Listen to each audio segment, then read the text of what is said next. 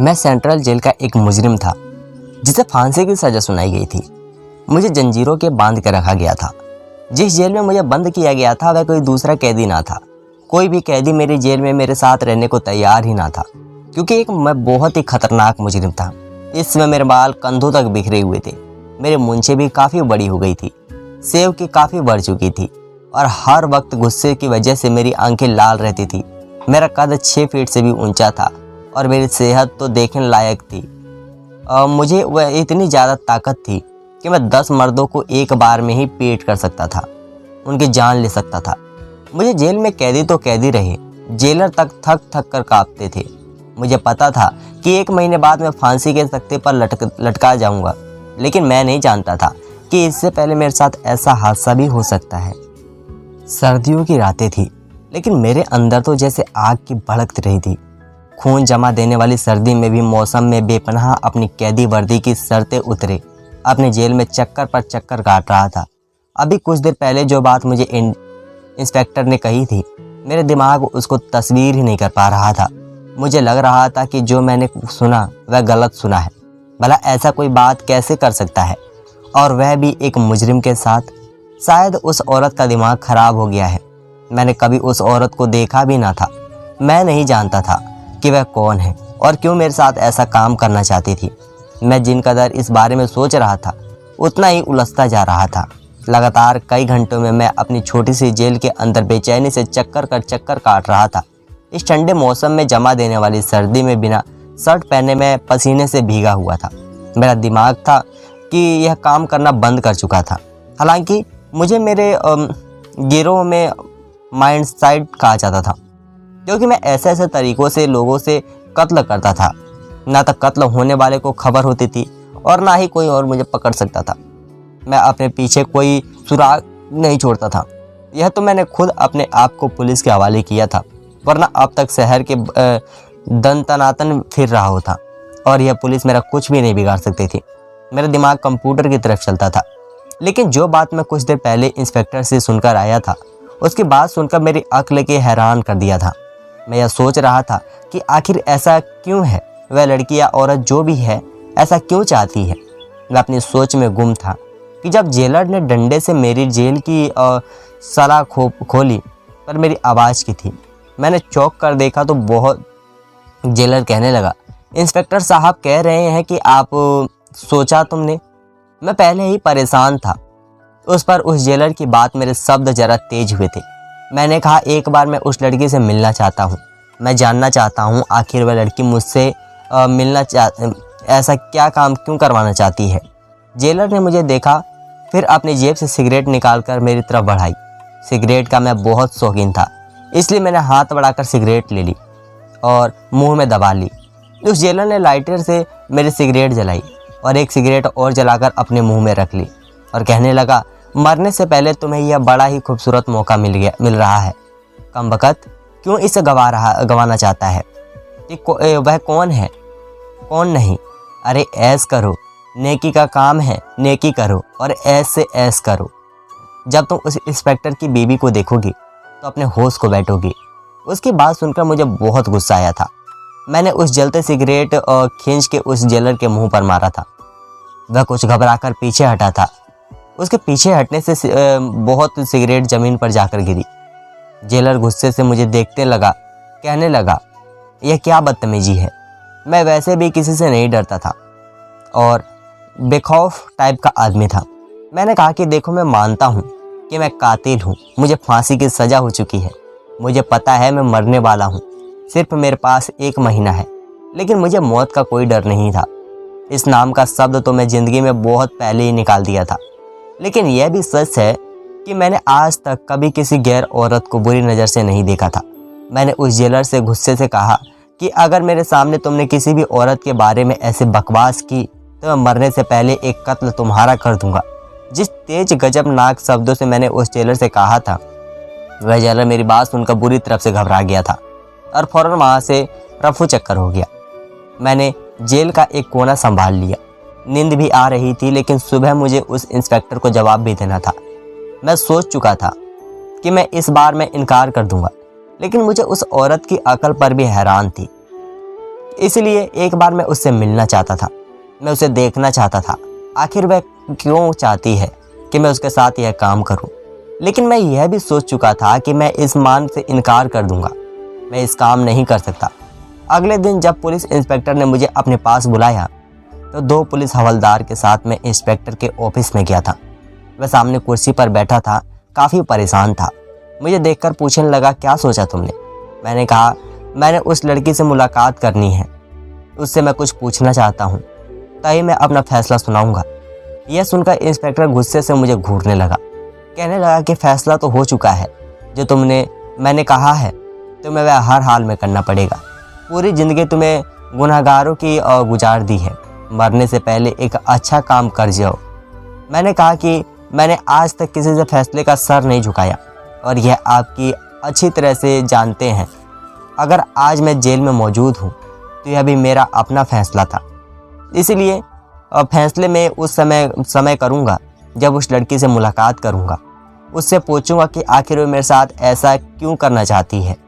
जानना चाहता हूँ कि वह ऐसे मुजरिम के साथ जिसने ना जाने कितने कत्ल किए हैं और 1 महीने बाद फांसी की सज़ा सुन चुका हूँ, उसके साथ ही क्यों वह रात गुजारना चाहती है।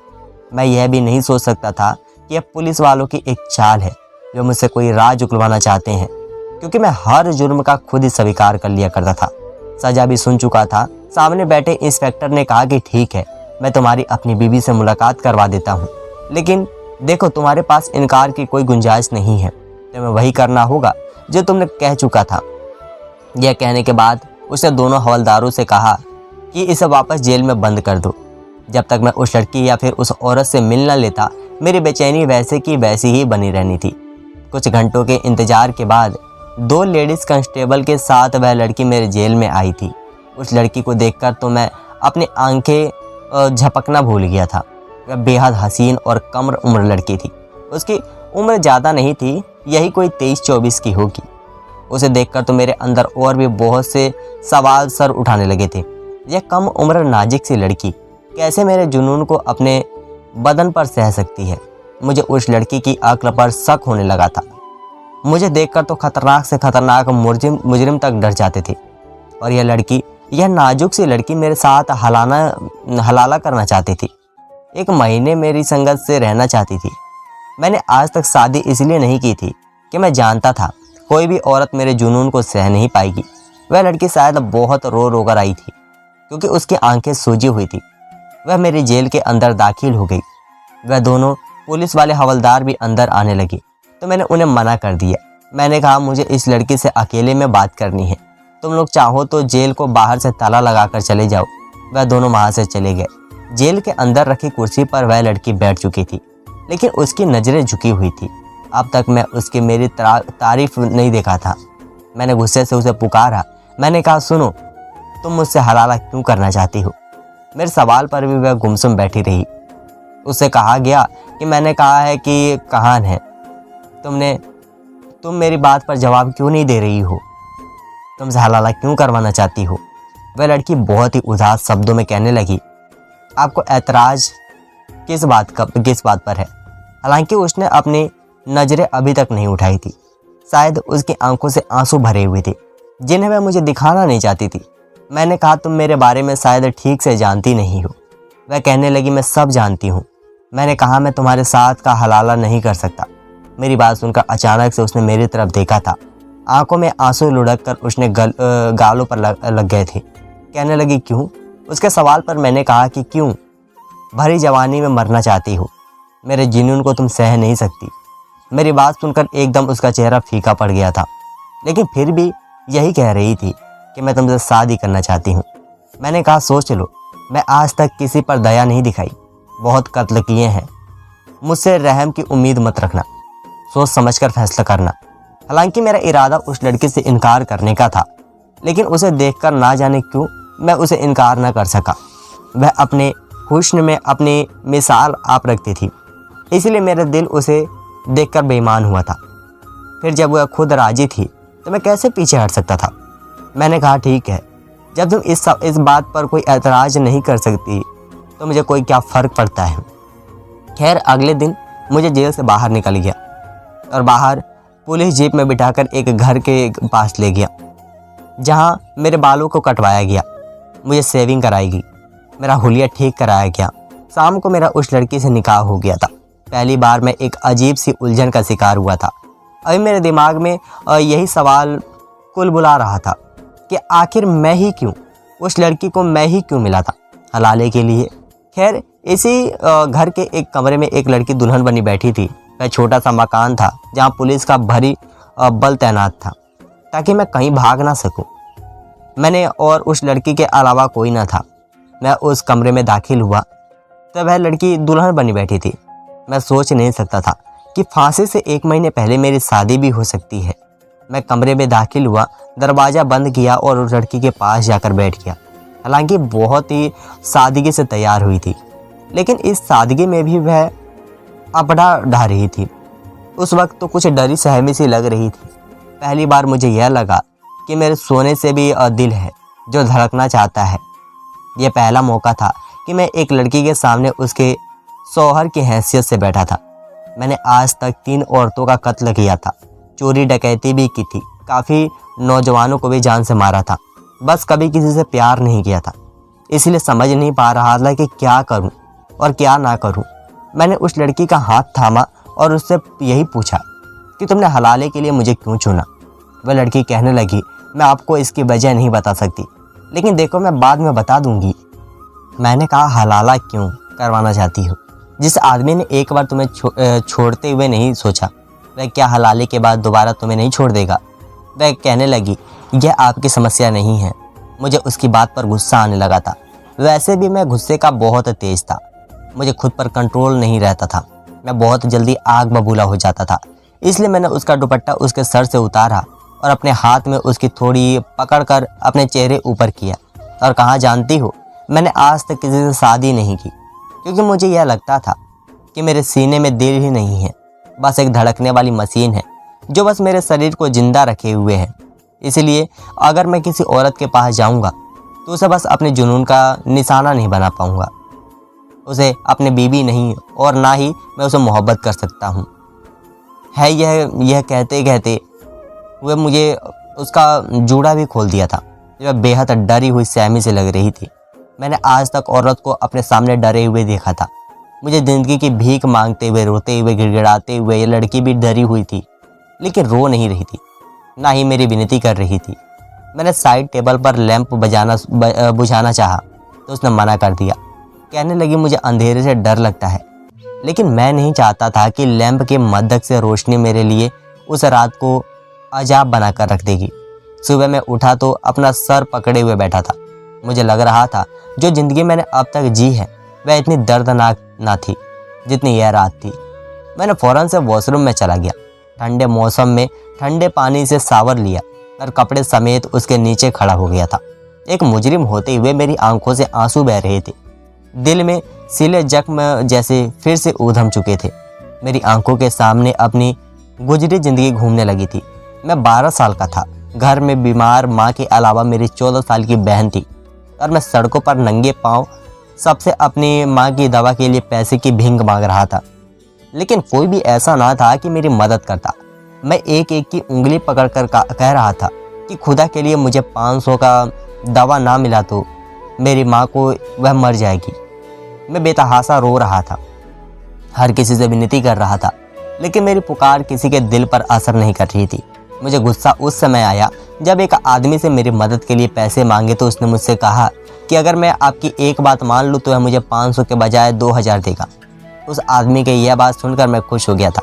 वह मुझे अपनी यह गाड़ी में बैठाकर एक सुनसान से सड़क पर ले गया और फिर गाड़ी में मुझे हवस का निशाना बनाया।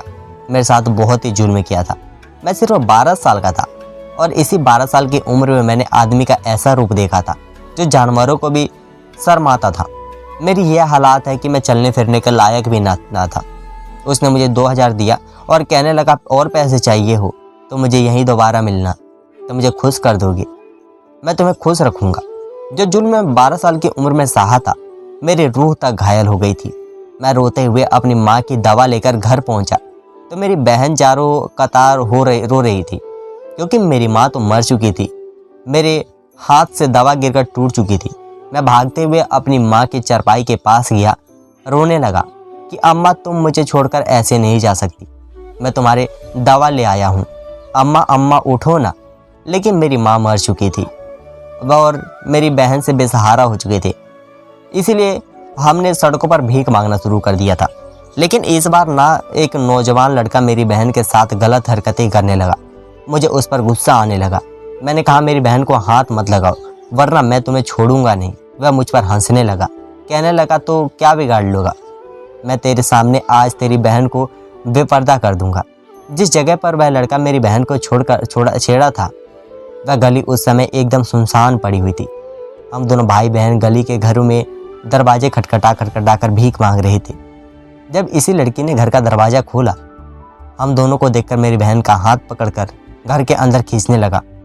मैंने उसे पीछे हटाने का कहा तो मुझे और मेरी बहन को ज़बरदस्ती अपने घर के अंदर ले गया और फिर दोनों हाथ पीछे से बांध दिए।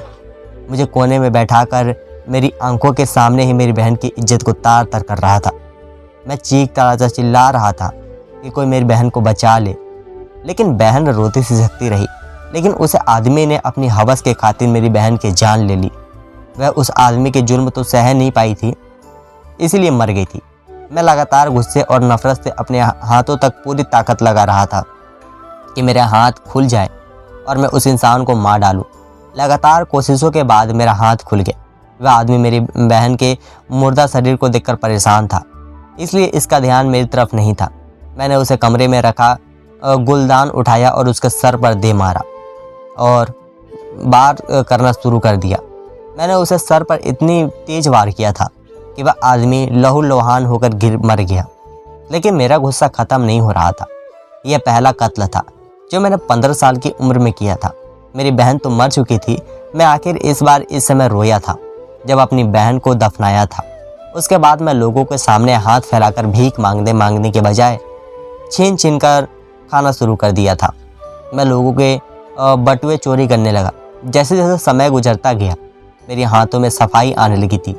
मैं किसी के बराबर से गुजरते और उसकी जेब से खाली कर देता था। मेरा उठना बैठना भी ऐसे ही लोगों में होने लगा था। दूसरा कत्ल मैं 18 की उम्र में की थी। मोटरसाइकिल वाले के मोबाइल चीते हुए किया था जो मुझे अपना मोबाइल नहीं दे रहा था। हालांकि मेरा साथ ही दोस्त ने कहा था कि पिस्टल में सिर्फ डरना है, लेकिन मुझे उस इंसान पर गुस्सा आने लगा, इसलिए मैंने उसे मार डाला।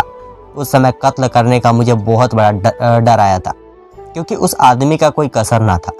लेकिन जब मेरे गिरोह के बॉस ने पता चला कि मैं गुस्से में बेकाबू होकर कुछ भी कर सकता हूँ, भी कुछ कर सकता है, तो वह मुझे एक आदमी के पास ले गया जो मुझे एक कत्ल करने के लाखों रुपए देने को तैयार था। मैं यह काम करने लगा। मेरा दिमाग इस कदर तेज था कि मैं कत्ल करने के बाद कोई भी सबूत नहीं छोड़ता था। लेकिन आखिर कत्ल ने मेरे अंदर सोए हुए ज़मीर को झंझोर कर रख दिया था। मुझे जिस इंसान का कत्ल करने को कहा गया था वह इंसान अपना घर बेचने को तैयार ना था और मेरे मालिक को अपना घर चाहिए था क्योंकि उस ज़मीन की कीमत बहुत बढ़ चुकी थी और मेरे मालिक ने वहाँ पर एक मॉल बनाया था। लेकिन वह आदमी का घर मॉल बनाने में रुकावट बन रहा था। मेरे मालिक ने उस आदमी को अपने घर की बहुत कीमती लगाई थी, जिस पर भी उसने घर बेचने से इनकार कर दिया। मेरे मालिक ने कहा उसे मार डालो तो मैं 5 लाख रुपए दूंगा। मैं हम भी यहाँ भर ली। वह उस आदमी के घर गया। उस आदमी पर बंदूक तानी तो उसे आदमी का 10 साल का बच्चा और उसकी बीवी रोने लगी, कहने लगे यह घर हमारा इकलौता सहारा है, हम रोज़ की कम का खाने वाले हैं, खुद के लिए हमें छोड़ दो। ना जाने क्यों लेकिन मैं उन्हें मार ना सका। जब यूं ही वापस बॉस के पास गया तो मुझे गालियाँ बकने लगा, कहने लगा मैं ही टुकड़ों पर पल रहे हूँ और मेरी ही बात से इनकार कर रहे हो, दफ़ा हो। हंसना था, बाहर पाहा हो गया था और मैं जाऊँ और यहाँ से यह सुना था कि मैं बस अपनी पिस्तौल निकाली और बॉस को ही भून कर रख दिया, फिर खुद को पुलिस के हवाले कर दिया। अपने सारे जुर्म मैंने खुद कबूल कर लिए थे, इसलिए मुझे फांसी की सज़ा हो गई थी। लेकिन एक दिन मेरे पास एक पोलियो ऑफिसर आया, कहने लगा कि उसने अपनी बीवी को गलती से तलाक दे दी है और तुम उसका हलाला कर दो। मैंने कहा मुझे यह सब नहीं करना। पहले तुम लोग गुस्से में अपनी बीवियों को तलाक देते हो, उन्हें छोड़ देते हो और फिर बीवी को इस आजमाइश के लिए मजबूर करते हो। वह आदमी कहने लगा यह मेरी बीवी की खुद की इच्छा रान हुआ था। वह ऑफिसर 40 है। मैं ही सुनकर हैरान हुआ और लगभग था मुझे लगा बीवी की कोई 35-36 साल के लगभग होगी, लेकिन वह तो 23-24 साल की खूबसूरत नाजुक सी लड़की थी। रात को जब मैं उसके करीब होने लगा तो उसके बाजू पर गहरे जख्म के निशान थे। उसको देखकर मुझे झटका सा लगा था। मुझसे पूछा यह क्या है, तो वह कहने लगी मोहब्बत। यह कहते हुए उसकी आवाज़ में बेबस सी और नमी थी। कहने लगी तुम जिस जुनून से मुझे डरा रहे थे, तो मैं रोज़ की इस जुनून का निशान बनती हूँ। यह ऑफिसर इंसान रूपी से भेड़िया है। उस औरत के सिसकियाँ पसंद है, उसकी चीखें पसंद है, इसलिए जब भी यह मेरे करीब आता है तो इसके प्यार करने का यही तरीका होता है। जब तक मेरी चीख ना निकले उसको मज़ा नहीं आता। मेरी सस्ती और मेरी चीख सुनने के लिए यह जलते हुए सिगरेट से मेरा शरीर को दाग करके रखता है। यह मेरी मोहब्बत है, इसलिए तुम्हें सहनी पड़ेगी। उस लड़की की तकलीफ़ को देखकर मुझे अपने साथ की गई तकलीफ़ याद आ गई थी, जो 12 की उम्र में मुझ पर की गई थी। मैं उसकी तकलीफ़ को समझ सकता था। मैंने उसे रात कुछ नहीं कहा। उसकी गर्दन के पास दांतों के गहरे निशान थे, जिसने ना अभी खून बह रहा था। कहने लगी उसकी बात से इनकार करने का उस इंसान ने मुझे तलाक दे दी। फिर कहने लगा हलाल करवाओ। मैंने इनकार किया तो उसने मेरी गर्दन का यह हाल कर दिया। कहने लगा तुम अब मैं कैसे मुजरिम के सामने डालूंगा, जिससे हमारा पूरा पुलिस और डिपार्टमेंट डरता है। उससे तुम्हारा हलाला कराऊंगा, तब तुम्हें पता चलेगा कि जुनून क्या होता है। अगर तुमने इनकार किया तो देखो मैं फिर क्या करता हूँ। तुम्हारे साथ सुबह होते ही वही ऑफिसर घर में दाखिल हुआ। कहने लगा हलाला तो ठीक से हो गया ना, तबीयत खुश तो हो गई होगी। वह मुझे अपनी तरफ जल्लाद समझता था, लेकिन मैं हालातों के हाथों मजबूर होकर मुजरिम बना था। मैंने अपने हाथ से तेज बाहर चाकू पकड़ रखा था। मैंने उससे उस पर बार पूछने शुरू कर दिए। फांसी तो मुझे शुरू होने ही थी, लेकिन क्या अच्छा था कि एक बहसी जानवर से मैं उस आदमी को आज़ाद कर देता। शायद मेरा यह काम खुदा से मेरी माफ़ी का कारण बन जाए। हमारे समाज में ऐसे खतरनाक मुजरिम बनने वालों से पीछे ही एक दुख भरी दास्तां और समाज के घिनौने रूप। हमारे समाज में ऐसे खतरनाक मुजरिम बनने वालों के पीछे एक दुख भरी दास्तां और सामान्य घिनौने रूप छुपे होते हैं। कभी सरकार अपनी राजनीति की फुर्सत पाए तो इन पर भी ज़रूर गौर करने की कोशिश करे, ताकि मुझ जैसे लोग मुजरिम ना बन सके। मैं सोच लिया था कि अब मुझे आगे क्या करना था। पता नहीं क्यों अब ज़िंदगी प्यारी लगने लगी थी। मैं जीना चाहता था, उस लड़की के लिए जीना चाहता था, उस ज़िंदगी में खुशियाँ में रंग भरना चाहता था। मुझे वह लड़की एक ही रात में अपनी से लगने लगी थी। मैंने उसके जल्लाद पति को अपने किए की सज़ा दे दी थी। वह सिर्फ मेरी थी और सिर्फ मेरी बनकर रहेगी। मैंने यह खुद से वादा किया था। मेरा दिमाग इतना तेज़ था कि मैं पुलिस की हिरासत से बहुत ही आसानी से छूट सकता था। मैंने अपने दिमाग से मास्टर प्लान तैयार कर लिया था, अपनों से सपने सजाने लगा था।